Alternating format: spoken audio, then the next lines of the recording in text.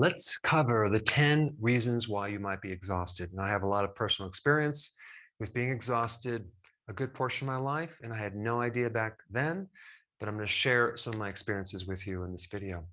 The first and most important thing to do when you have exhaustion is just to, kind of go back in your mind and isolate when it started, and then take a look at what happened just before that to get a clue. Was it diet related? Was it stress related? Was there some medication you got on?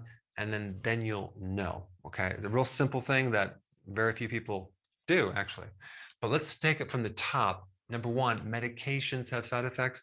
There are so many people out there right now on medications that are tired, that are not connecting the dots. In fact, I don't even know of one medication that doesn't give you fatigue or lethargy or some type of lowered energy as a side effect. Okay, they all cause you to be tired because they inhibit or stimulate neurotransmitters, which are kind of like hormone little communications in your nervous system. So especially if you're on antidepressants or anti-anxiety medication or high blood pressure medication, those definitely will make you tired. So find another solution. Now, I'm not telling you to come off your medication, but get with your doctor and see if you can do something more natural. Because if you're trying to fix one problem and it gives you another problem, it's not worth it. So number two, fuel. The fuel that you're running your body on is the wrong fuel. You're running your body on sugar. This applies to those that are new to my channel. If you're not new, you already know this, but burning fat fuel gives you a lot of energy. Burning sugar fuel will make you roller coaster with your energy. And that was me in my 20s. I was so exhausted. I had no connection. It was related to my diet. As I was eating cereal and muffins and orange juice in the morning, avoiding the saturated fat, pure carbs, and I had no connection. In fact, my wife and I would be driving the street and we'd see a health food store. Honey, let's go in there and take some vitamins, and come out with all these vitamins in hopes of raising or boosting my energy. Well, that never worked until I finally stumbled across a book called it's called Mastering the Zone, and in the first chapter it was talking about insulin and carbohydrates, and I'm like, why did I miss this in college? And I started to consume more protein, eggs, and I cut down the carbs. And oh my gosh, did my energy come back fast? And then I got really interested in the subject and doing massive deep dive and research, and here I am. Okay, and if you want that information of what to eat, I put the link down below. Number three, poor sleep. That's a big one. If you are not sleeping through the night, if you are not feeling rejuvenated when you get up, then it could be your stress level. It could be something you're missing. There's a lot of reasons. I have probably at least 50 videos on sleep. I'll put one of the best ones down below. But if you're low in vitamin D and low in zinc, that right there will keep you from sleeping. And one little quick tip, if you take vitamin D3 and zinc right before bed, you may find that you sleep a lot better right off the bat. Of course, you want to change your diet as well. All right, number four, hidden infection. This happened with me. In high school, I had mono, okay? That's Epstein-Barr virus.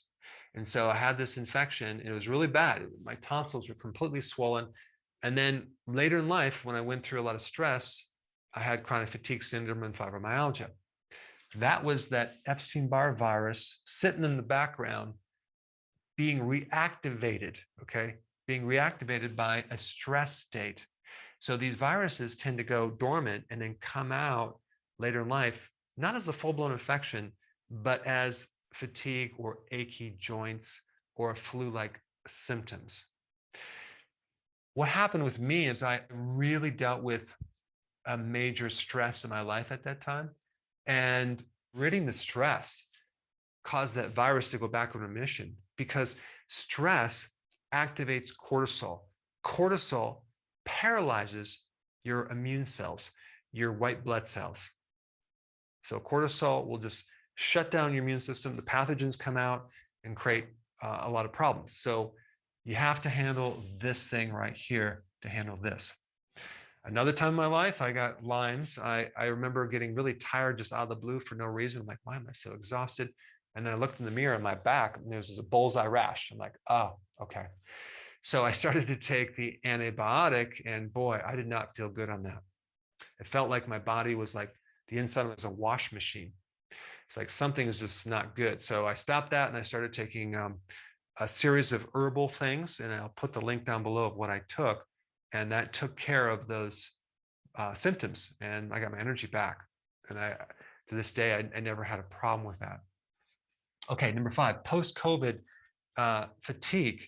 A lot of people are complaining about this. I did a video on it.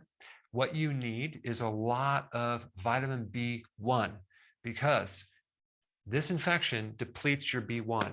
And one of the big side effects is a lack of energy because your little energy factories, your mitochondria, need B1 to create energy.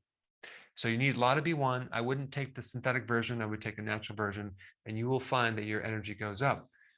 People that had gastric bypass surgery, they're usually low in B1 and they get fatigue. People that drink a lot of coffee and tea through the day are B1 deficient, and then that can cause fatigue and then the need for more caffeine. All right, number 6, if you tried the ketogenic diet and you get keto fatigue, that's merely that you're missing either electrolytes, specifically potassium, or B vitamins. The best source of B vitamins is nutritional yeast, unfortified. And of course, the best electrolytes are, of course, my own brand. And of course, I'm not biased. But here's the thing. With potassium, every single cell has this these little pumps. They're called sodium potassium pumps, okay? And what they do is they generate energy for the nervous system and the muscular system. And so you need a lot of potassium to run that system, because if you're deficient, and especially if you add keto on top of it, the demand for these nutrients does go up, which I'm not going to get into the why, but just add these 2 things in here and your fatigue will go away. All right, number 7, you can have anemia, and take a wild guess what food has really good amounts of B12 and iron. Red meat. That's right, red meat. So taking these 2 vitamins doesn't always work, just simply because they might not be bioavailable, right? So if you switched over to a plant-based diet or a vegan diet and you start getting anemia, maybe that wasn't the best solution in the world. But so many people have this subclinical anemia. The other reason for anemia is that maybe you are getting these 2 nutrients, but the stomach acid is not strong enough. And so what you need is betaine hydrochloride, okay? Simple remedy. You take 5 betaine hydrochloride before you eat, and you start acidifying the stomach. Now, how do you know if you need more stomach acid? A really good clue would be indigestion, acid reflux. That's right. And if you have those 2 symptoms or bloating, just try some betaine hydrochloride and those symptoms will go away. Because you might think that, wow, I need to suppress the acid, right? No, you need to increase the acid. So if you are on or were on an acid, okay, that could be causing you anemia because it depletes the acid in your stomach. So that's another mechanism of why people are tired. Number 8, low thyroid can definitely make you tired. It could mean that you just need a little bit of iodine or selenium, but most hypothyroid situations are autoimmune. That's number 10, where you have a lot of inflammation, and that can be causing the fatigue. The remedy for a Hashimoto's type thyroid problem and all other autoimmune diseases have to do with taking more vitamin D3, and you want to take no less than about 30,000 IUs per day, okay? That is going to help reduce the inflammation and increase your energy. I want to mention number 9, Mycoplasmas. What is that? That is some stealth microbe that is very small bacteria that can hide in little calcium igloos. They're called biofilms. This can occur, for example, I know like in the Gulf War syndrome, this is really underneath that. And so if you have these hidden infections, like oregano oil works good, any of the natural herbs like garlic, thyme, sage, and there's a whole list of them you can do as a natural way of suppressing this, as well as dealing with the stress here, because these guys can kind of come out when your cortisol is too high. All right. I gave you a lot of information. I hope I didn't overwhelm you, but I think the most important thing to do now would be to implement a basic eating plan that's correct. And that's why I put this video up right here. Check it out.